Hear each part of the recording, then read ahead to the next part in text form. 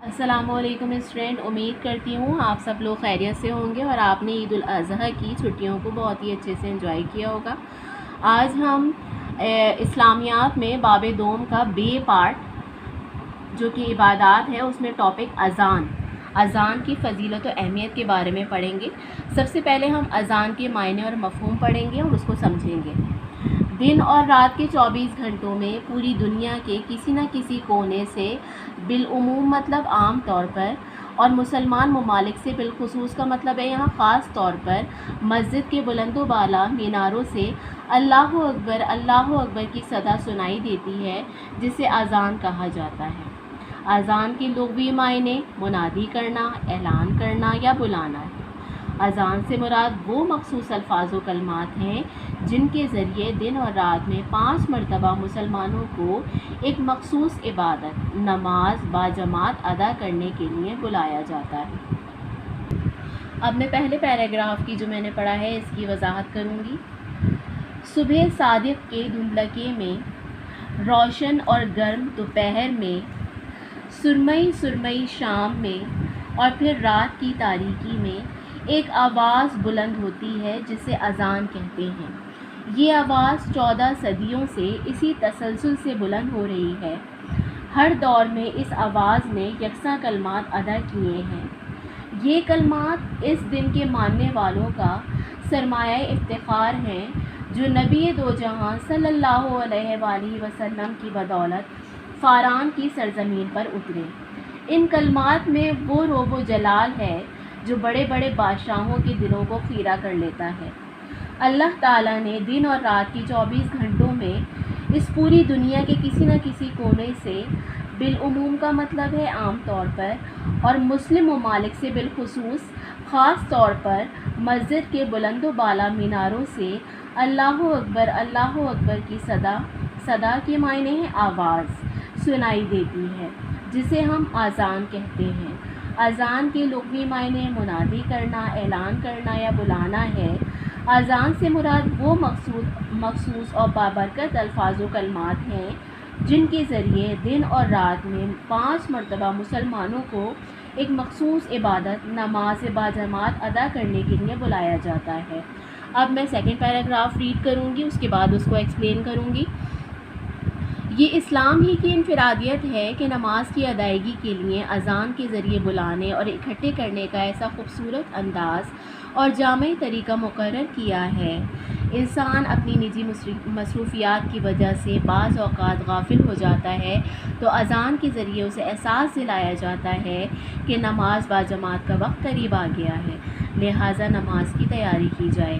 اذان میں جو الفاظ شریعت نے مقرر کیے ہیں ان میں سب سے پہلے اللہ تعالیٰ کی بڑائی بیان کرنے کے ساتھ ساتھ توحید کی گواہی دی جاتی ہے۔ ساتھ ہی اللہ تعالیٰ کے آخری نبی حضرت محمد مصطفیٰ صلی اللہ علیہ وآلہ وسلم کی رسالت کی گواہی بھی دی جاتی ہے۔ پھر نماز کا بلاوا ہو جاتا ہے۔ اس کے بعد نماز کو کامیابی اور فلاح کا ذریعہ بتاتے ہوئے نماز میں شریک ہونے کی دعوت دی جاتی ہے۔ پھر اللہ تعالیٰ کی بڑائی اور عظمت بیان کی جاتی ہے۔ اس کے بعد پھر توحید کی گواہی دے کر اذان ختم کی جاتی ہے۔ سیکنڈ پیراگراف میں جو بات ہمیں بتائی جا رہی ہے کہ ہمارے مذہب اسلام کی یہ خصوصیت اور انفرادیت ہے کہ نماز کی ادائیگی کے لیے اذان کے ذریعے بلانے اور لوگوں کو اکٹھا یا جمع کرنے کا ایسا خوبصورت اور جامع مکمل طریقہ مقرر کیا ہے جو کسی اور مذہب میں دیکھنے کو نہیں ملتا۔ انسان اپنی نجی کا مطلب ہے ذاتی مصروفیات کی وجہ سے بعض اوقات غافل کا مطلب ہے بے پرواہ ہو جانا یا بھول جاتا ہے، تو اذان ہی وہ صدا یا پکار ہے جس کے ذریعے احساس دلایا جاتا ہے کہ نماز باجماعت کی ادائیگی کا وقت قریب آ گیا ہے۔ ایک مسلمان کے لیے مسجد میں جا کر باجماعت نماز ادا کرنا دن کے 5 مقررہ وقتوں میں یہی زیادہ افضل ہے۔ لیکن اگر کوئی ایسی بیماری ہو جس کی وجہ سے وہ مسجد میں نہ جا سکے تو اللہ تعالیٰ کی ذات بہت مہربان ہے۔ ہمارے دین میں بہت آسانیاں ہیں، بس ہمیں کوشش کرنی چاہیے کہ اپنی دن بھر کی مصروفیات میں نماز کی باجماعت ادائیگی کے لیے وقت ضرور نکالیں۔ وہ کہتے ہیں نا کہ نماز سے نہ کہو کہ مجھے کام ہے، بلکہ کام سے کہو کہ مجھے نماز پڑھنی ہے۔ اذان میں جو الفاظ شریعت نے مقرر کیے ہیں ان میں سب سے پہلے اللہ اکبر یعنی کہ اللہ تعالیٰ کی بڑائی بیان کرنے کے ساتھ ساتھ اشہد اللہ الہ الا اللہ توحید کی گواہی دی جاتی ہے، کہ مطلب میں گواہی دیتا ہوں کہ اللہ کے سوا کوئی معبود نہیں۔ اس کے ساتھ ہی اشہد ان محمد رسول اللہ، اللہ تعالیٰ کی آخری نبی حضرت محمد مصطفیٰ صلی اللہ علیہ وآلہ وسلم کی رسالت کی گواہی دی جاتی ہے۔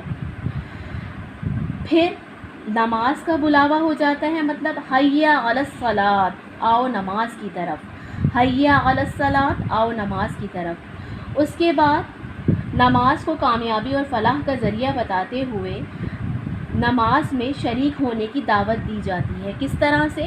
حی علی الفلاح، آؤ کامیابی کی طرف، حی علی الفلاح، آؤ کامیابی کی طرف۔ پھر دوبارہ سے اللہ تعالیٰ کی بڑائی اور عظمت بیان کی جاتی ہے۔ اللہ اکبر، اللہ سب سے بڑا ہے، اللہ سب سے بڑا ہے۔ اس کے بعد لا الہ الا اللہ، توحید کی گواہی دے کر اذان ختم کی جاتی ہے۔ لا الہ الا اللہ کا مطلب کیا؟ اللہ کے سوا کوئی عبادت کے لائق نہیں۔ حضرت عمر فاروق رضی اللہ تعالیٰ عنہ روایت کرتے ہیں کہ حضور اکرم صلی اللہ علیہ وآلہ وسلم نے فرمایا، جب مؤذن کہے اللہ اکبر بس تم بھی کہو اللہ اکبر، یعنی اذان کا جواب دیا کرو۔ جو شخص صدقے دل سے مؤذن کے کلمات کا جواب دے گا تو جواب دینے کی برکت سے بہشت میں داخل ہو جائے گا۔ اذان کی ابتدائی اسلام میں کفار مکہ کے شر اور ظلم کی وجہ سے مسلمان کھلے عام نماز ادا نہیں کر سکتے تھے۔ ہجرت مدینہ کے بعد مسلمانوں کو اللہ تعالیٰ کی طرف سے مسجد میں باجماعت نماز پڑھنے کا حکم ہوا۔ مسلمان دیکھتے تھے کہ دیگر مذاہب کے لوگوں میں ان کی عبادات کے اوقات میں انہیں متوجہ کرنے کے لیے مختلف طریقے رائج تھے۔ مثلا نصارہ کے ہاں ناقوس جو 2 لکڑیاں ہوا کرتی تھیں، ایک لکڑی کو دوسری لکڑی پر لگانے سے آواز پیدا ہوتی تھی کے ذریعے لوگوں کو جمع کیا جاتا تھا۔ یہودی بغل جو سینگ کی طرح کا ایک آلہ تھا بجاتے تھے۔ ضرورت محسوس کی گئی کہ مسلمانوں کو نماز باجماعت کے بلانے اور متوجہ کرنے کے لیے کوئی طریقہ اختیار کیا جائے۔ حضور صلی اللہ علیہ وآلہ وسلم نے صحابہ اکرام رضی اللہ تعالیٰ عنہ سے مشورہ کیا تو مختلف تجاویز سامنے آئیں۔ چنانچہ بعض صحابہ اکرام رضی اللہ تعالیٰ عنہ بالخصوص حضرت عبداللہ بن زید رضی اللہ تعالیٰ عنہ کو خواب میں اذان کی کلمات اور ترتیب سکھا دی گئی۔ پھر حضور صلی اللہ علیہ وآلہ وسلم کو بھی وحی کے ذریعے اذان کے یہی کلمات بتائے گئے۔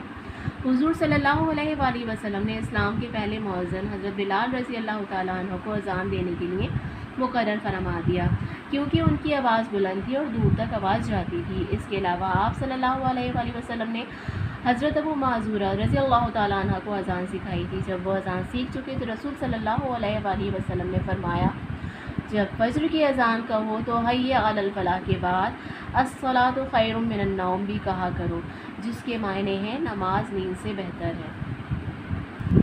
اب میں اذان کی ابتدا کے بارے میں آپ کو کے سامنے وضاحت کروں گی کہ شروع میں جب اسلام کے مخالفین زیادہ تھے اور ماننے والے کم تھے، اس وقت کفار مکہ کے شر پسند لوگوں اور ان کے ظلم و ستم کی وجہ سے مسلمان آزادانہ طور پر نماز ادا نہیں کر سکتے تھے۔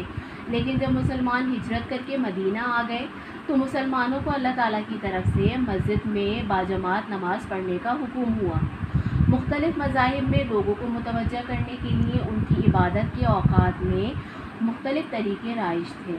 مثلا نصارہ کے ہاں ناقوس جو 2 لکڑیاں ہوا کرتی تھی، مثلا یعنی کہ مطلب ایک لکڑی کو دوسری لکڑی پر لگانے سے آواز پیدا ہوتی تھی۔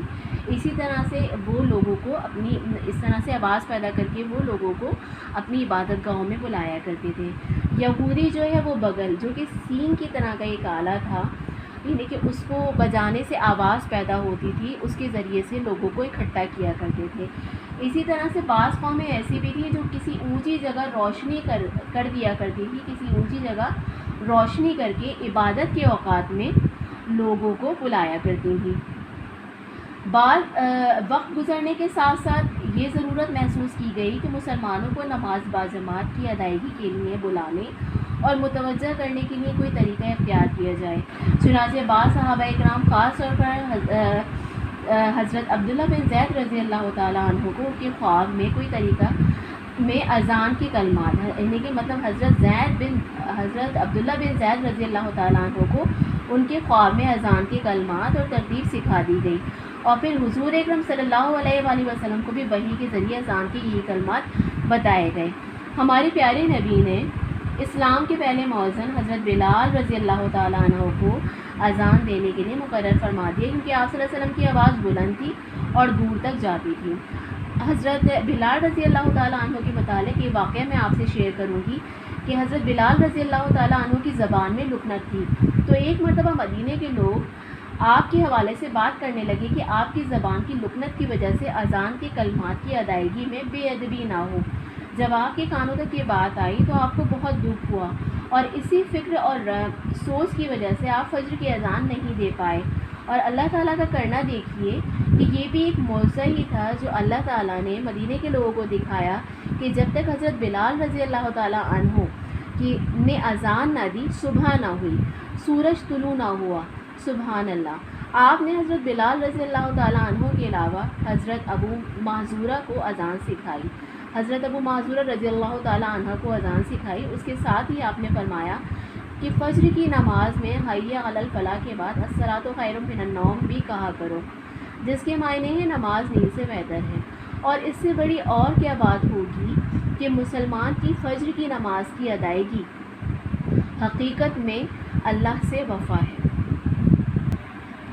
اسٹوڈنٹ، امید کرتی ہوں کہ آپ کو اذان کے معنی، مفہوم اور اذان کی ابتدا کیسی ہوئی، یہاں تک جو بھی ہم نے ریڈ کیا اور جو میں نے وضاحت آپ کے سامنے کری، آپ کو بہت اچھے سے سمجھ میں آیا ہوگا، اور آپ لوگوں نے اس کو پھر دوبارہ سے بہت اچھے سے سمجھنا ہے، پڑھنا ہے، اس کو اچھی طرح سے ریڈ کر کے اس کو سمجھنا ہے۔ اس ویڈیو میں آج کے لیے اتنا ہی۔ انشاءاللہ تعالیٰ نیکسٹ ویڈیو میں ہم آگے اذان اور مؤذن کی فضیلت اور باقی جو ہے چیپٹر کو ریڈ کریں گے، اور اس کی ایکسپلینیشن میں آپ کو سمجھاؤں گی۔ انشاءاللہ تعالیٰ نیکسٹ ویڈیو میں آگے کنٹینیو کریں گے۔ اپنا بہت خیال رکھیے گا۔ اللہ حافظ۔